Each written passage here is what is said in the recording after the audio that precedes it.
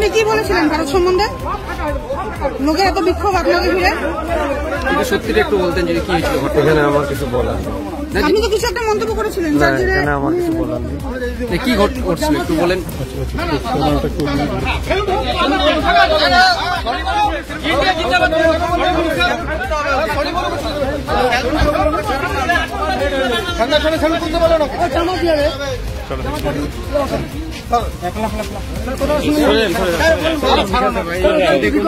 আপনি বলেন, একবার বলেন, আপনি একবার বলেন, ভালো করে বলেন।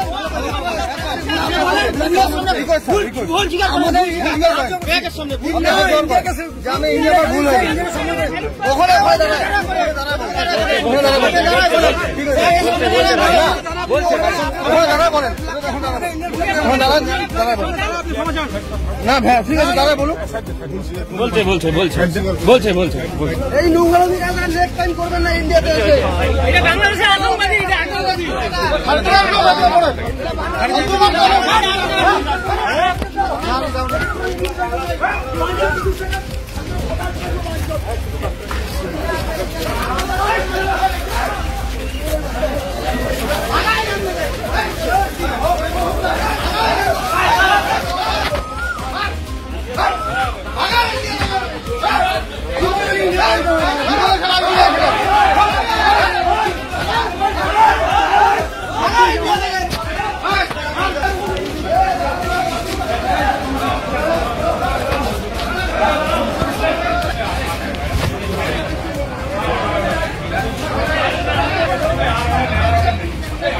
যখন ঢুকছিল, ঠিক আছে, যখন ঢুকছিল তখন ওর সাথে সবাই তর্কাতর্কি সবকিছু হয়েছে, ঠিক আছে। মানে লোকটাই একদম টেডিয়ে টাইপের লোক, ঠিক আছে। ঢোকার পরে এখানে গাড়িতে, এখানে তোমার গাড়ি ঠিক করার জন্য আসছিল, তো গাড়ি শিলিগুড়ি যাওয়ার জন্য। ওর রেটে বনে নেই গাড়ি, মানে প্রাইজে বনে নেই, ঠিক আছে, প্রাইজে বনে নেই। ও টোটোতে গেছে, টোটোতে ওর বনে নেই। তারপরে গাড়িতে আসছে, একটা গাড়ি ওকে সাইডে চলে গেছে। চলে যাওয়ার পরে পরের গাড়িতে আবার উঠছে, মানে ঠিকঠাক করে উঠছে। তখন বলছি যে ওই ড্রাইভারের সাথে একটু তর্কাতর্কি হচ্ছে। ওই ড্রাইভার বলছে যে এত টাকা লাগবে আমার, এত টাকার মধ্যে আমি যাবো। তো বলছে তোমার ভালো আসবো না, এ কথা বলছি উনি। তখনই আমরা ওকে ধরলাম, ধরার পরে ওকে ওই গাড়িতে আমরা উঠতে দিইনি, ওই গাড়িকে আমরা ছেড়ে দিলাম। ওই গাড়ি চলে গেল, ওকে হাঁটতে হাঁটতেও চলে গেল। আপনি কি বলেছিলেন ভারত সম্বন্ধে? লোকের এত বিক্ষোভ আপনাকে ঘিরে, সত্যিটা একটু বলতেন যদি কি হয়েছিল। এখানে আমার কিছু বলার নেই। আপনি তো কিছু একটা মন্তব্য করেছিলেন যার জন্য এখানে আমার কিছু বলার নেই। কি ঘটছিল একটু বলেন।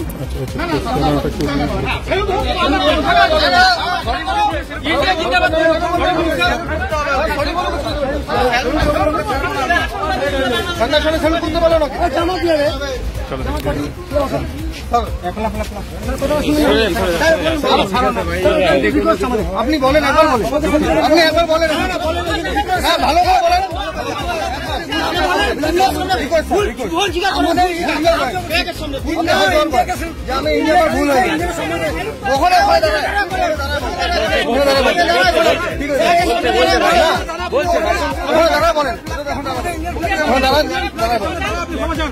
না ভাই ঠিক আছে, দাদা বলুন। বলছে এই নোংরা নেক্সট টাইম করবেন না ইন্ডিয়াতে এসে। এটা বাংলাদেশের আতঙ্কবাদী, এটা আতঙ্কবাদী।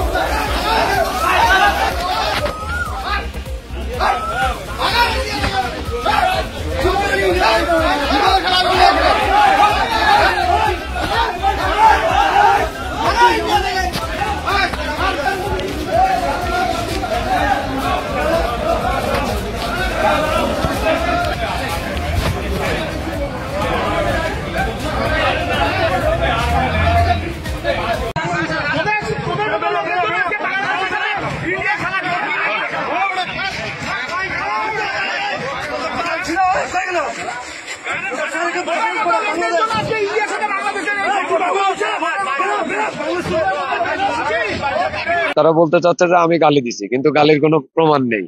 আমার নাম মোহাম্মদ আজাদুর রহমান।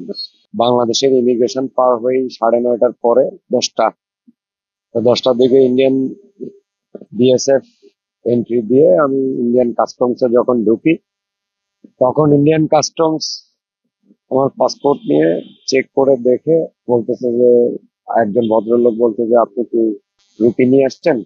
আমি বললাম না, আমি রুপি নিয়ে আসছি না, আমি ডলার নিয়ে আসছি। তো ওগুলো ডলার বের করেন। তো আমি ডলারটা বের করলাম, উনি গুনলেন ওনার নিজের হাতে গুনে। তখন উনি বলতেছে যে, তুমি কিভাবে করবা, পারবা একাই? আমি বললাম, হ্যাঁ। তাহলে যাওয়া কেমনে? আমি বললাম যেতে পারবো। আমি বললাম, না, তুমি যদি না যেতে দাও তাহলে আমি কি ফেরত যাবো? বললাম, না, আমি কি বলছি তুমি যাও।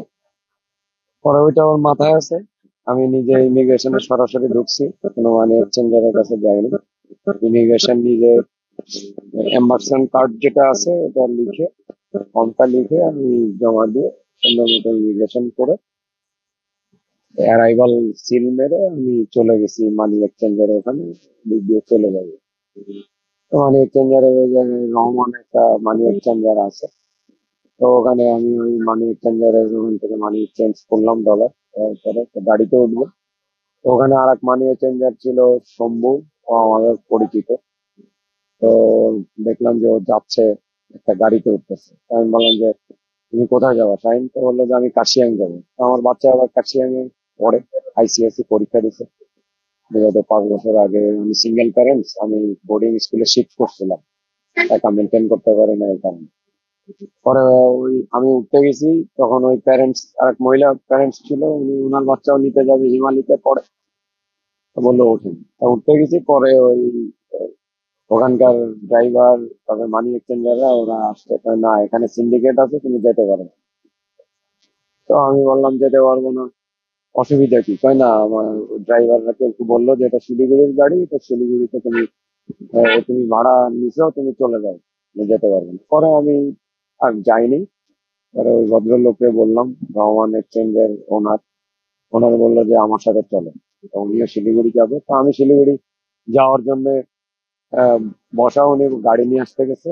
ওই একটা মাঠ আছে চ্যাংরাবন্ধাতে, ওই ইমিগ্রেশনের ওই মানি এক্সচেঞ্জের পাশে। তো আনতে গেছে, এর মধ্যে ওরা আর একটা গাড়ি প্যাসেঞ্জার একজন যাচ্ছে, সে প্যাসেঞ্জার নিয়ে আর একটা বড় জিপ নিয়ে আসছে। তো আমি বলতেছে যে, তুমি যাবা নাকি? আমি যাচ্ছি। তাই বললাম, আমার তো জরুরি আছে, আমি যেতে পারি। ওটাতেও উঠতে দেয়নি। পরবর্তীতে আবার কয়, তুমি চলে যাও, ওরা ঘিরে ধরছে। আমি উঠছি, ওঠার পরে ওরা ঘিরে ধরছে, ঘিরে ধরে বলে যে, না, যেতে পারবে না, তুমি নামো। এর মধ্যে বলছে, তুমি গালি দিছো। তুমি কি গালি দিছো? তার বালে ইন্ডিয়া বলছে। এটার তো কোনো, আমি কোনো এই ধরনের কোনো কমেন্টসই করি নাই। তখন বলতেছে যে, এটা আহ, তুমি নামো, যেতে পারবে না। পরে আমি আবার নামে গেছি। নামে যাওয়ার পরে ওরা ব্যাগটা নিয়ে, গাড়ির ভিতর ছিল, ওই ড্রাইভার ব্যাগটা ফেলে দিচ্ছে। পরে আমার ওই মানি এক্সচেঞ্জার পরে গাড়ি নিয়ে আসতে, কয় তাহলে ওঠো আমার গাড়িতে। ইলেভেন টাইম উঠছি, ওইটাতে উঠতে দিবে না, ব্লক দিছে। পরে বললো, তুমি নামো, সামনের থেকে হাঁটে যাও, আস্তে করে একটু হাইটা যাও, ওখান থেকে উঠবে। তা আমি আবার চেষ্টা করলাম, একটু হাইটা সামনে গেলাম। যাওয়ার পরে ওই চ্যাংরাবান্ধার ওই মানি এক্সচেঞ্জারের সোজা ওই রাস্তাটা দিয়ে একটা রোড আছে, কাঁচা পাকা। তো গেলে বললো যে এরকম, ওরা মোটরসাইকেল গাড়ি, লাল গাড়ি একটা সাদা পিছনে নিয়ে ওখানে ধরছে। তাই না, যেতে পারবো না, অটোতেও যেতে পারবো না, বলছে তোমার গাড়িতে যাওয়ার যোগ্যতা নেই। আমি যাব শেয়ারিং। আমি ভাবছি যে ওই প্যারেন্টস এর সাথে গেলে আমি দ্রুত পৌঁছায় যেতে পারবো। ওদের বক্তব্য হলো, ওরা তো ওখানে বাংলাদেশিরা নাই, ওদের এখন সব বসে আছে। ওদের চিন্তা যে আমি একটা নতুন গাড়ি নিয়ে গেলে ওরা 2,000 2,500 টাকা ভাড়া পাবে। আবার এটার সাথে আমি আবার ইমিগ্রেশন করি নাই, ইমিগ্রেশনের সাথে ওই কাস্টমস এর সাথে ওদের একটা লিঙ্ক থাকে। ইমিগ্রেশন যদি আমি মানি এক্সচেঞ্জারের দিয়ে করি, ওরা 200 রুপি করে নেয় সার্ভিস চার্জ। ওদের সাথে একটা লিঙ্ক থাকে, ওরাও একটা টাকা পায়, ওটাও একটা ওদের দূরভিসন্ধি আছে। পরে যাই হোক, আমি হাঁটতে হাঁটতে সামনে গেলাম, ওই ভদ্রলোক ওই রহমান মানি এক্সচেঞ্জারও নিতে পারলো না। পরে আমি যাচ্ছি, তো একটা বাস ছিল ওই চৌরাস্তার জায়গায় যাব, তো বাসটাও নিতে দিবে না। ওরা পরে ভিডিও করতে করতে নিয়ে যাচ্ছে। তা আমি আর কোনো কথা বললাম না। পরে ওখানে ওই চৌরাস্তা আছে চ্যাংরাবান্ধা, যেটা বাইপাস চৌরাস্তা বলে, ওখানে ট্রাফিক পুলিশ ছিল। আমি ওখানে উঠে বললাম যে, আহ, দাদা, এ ঘটনা হয়েছে, আপনি একটু আমাকে চ্যাংড়াবান্ধার গাড়িতে একটু উঠায় দেন। তখন ওরা সব আস্তে আস্তে সব লোকজন, মনে হলো যে ওরা কোনো একটা ওয়েস্ট বেঙ্গলের কোনো একটা পলিটিক্যাল লোকজনও আছে, ওরা কিছু কিছু ছেলেবেলে সব অনেক আস্তে আস্তে আস্তে আস্তে জড়ো হয়ে গেল, করে ঘিরে ধরছে। পরে ওই আইসিপি ইমিগ্রেশনে উনি গেছে, বললো যে আমি তোমার পাসপোর্টটা দাও। আমি আর পাসপোর্ট দিই না, বললো যে ঠিক আছে তাহলে ওই ওখানে যে পার্শ্ববর্তী যে থানা আছে, থানা থেকে পুলিশ নিয়ে আসলো ওই গাড়িতে করে। পরে ওনারা আমাকে থানায় নিয়ে জিজ্ঞাসা করলো। এসআই, হ্যাঁ, ওই এটা পাশে হলো ওই যে আহ এটাকে কি খায়েস্তা কি গঞ্জে একটা থানা বলে, হ্যাঁ, থানাটার নাম। তো ওখানে ওই যাওয়ার পরে ওখান থেকে আমাকে এসআই বলল যে উনি পাসপোর্ট দিয়ে এন্ট্রি করলো, সবকিছু করার পরে বললো যে ওখানে আরেকজন এসআই বললো ওখানে একটা সিন্ডিকেট আছে, এরকম হয়। পরে ওনারা একটা ফরওয়ার্ডিং লেটার দিয়ে ওসি সাহেবের বললাম, আমি বললাম দেখেন এ ধরনের কোনো বক্তব্য আসেই নাই, এটা মিথ্যা এবং গুজব, আপনি প্রমাণ করেন। তারা বলতে চাচ্ছে যে আমি গালি দিছি, কিন্তু গালির কোনো প্রমাণ নেই। মানে ইন্ডিয়ার এগেনস্টে আর কি, ইন্ডিয়া বলছি এটা বলতে চাচ্ছে আর কি। কিন্তু বেসিক্যালি এটা তারা একটা গুজব রটাইছে, আমাকে যাইতে দিবে না। হ্যাঁ, এটা এও প্রতিপন্ন করার জন্য, কারণ বাংলাদেশের সাথে তাদের একটা। পরে আমার ওই আইসিপি একটা ফরওয়ার্ডিং দিয়ে থানা থেকে একটা ফরওয়ার্ডিং দিয়ে পাঠালো, আমি দেখলাম ওটা ওদের পুলিশ ফোর্স দিয়ে পাঠালো ওদের গাড়িতে চ্যাংড়াবান্ধায়। ওখানে লিখে দিছে যে আহ, আমি দেখলাম চিঠিটা ইন্টারনালি। তো বললো যে এটা এরকম ইংরেজিতে লেখা যে পাবলিক এরকম ইয়ে হয়েছে, তো এটা পুলিশ অ্যাকিউজ করছে, তো এটা তোমার আপনার কাছে পাঠানো হলো, এটা আপনার সিদ্ধান্তের উপর।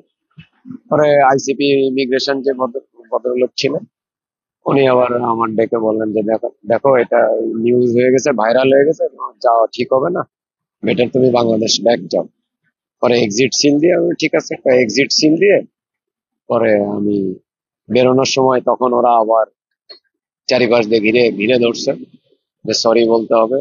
অনেক লোকজন, এদের যে ফোর্স ছিল, এরা তো ফোর্স বর্ডারে তো খালি হাতে থাকে ওরা। তো ওরা পরে আমার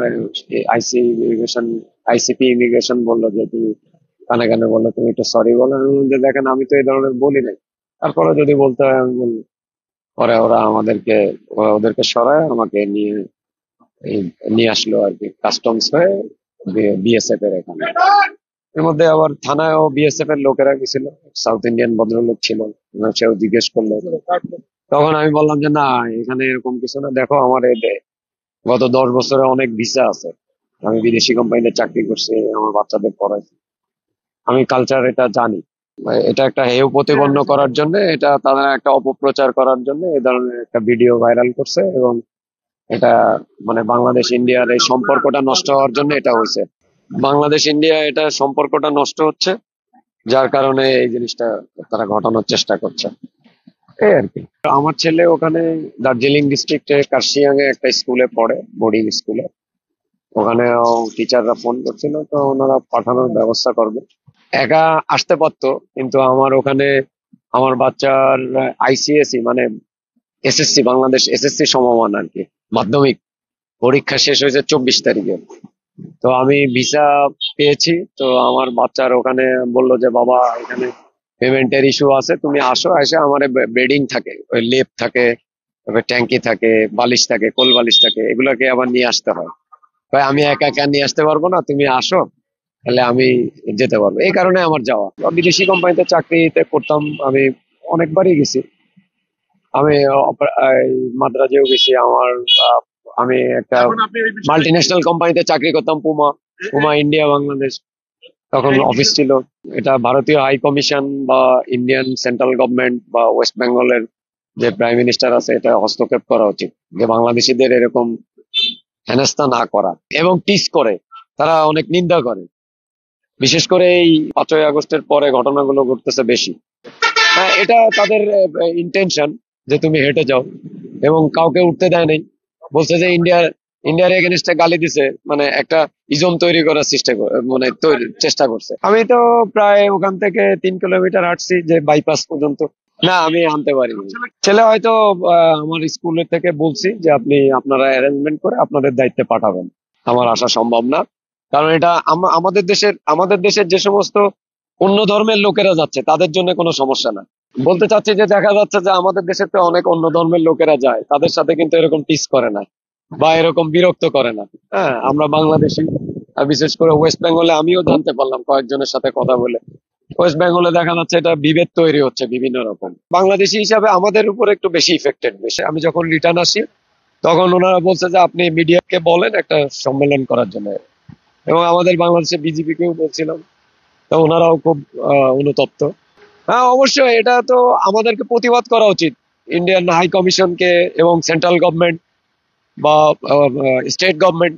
আজকেও তো আমি টিভিতে দেখলাম যে শিলং এর খেলা নিয়ে অনেক কিছু হচ্ছে, বাংলাদেশ ইন্ডিয়া শিলং এ, আপনারা জানেন ফুটবল খেলা হচ্ছে, এটা তীব্র প্রতিবাদ জানানো উচিত।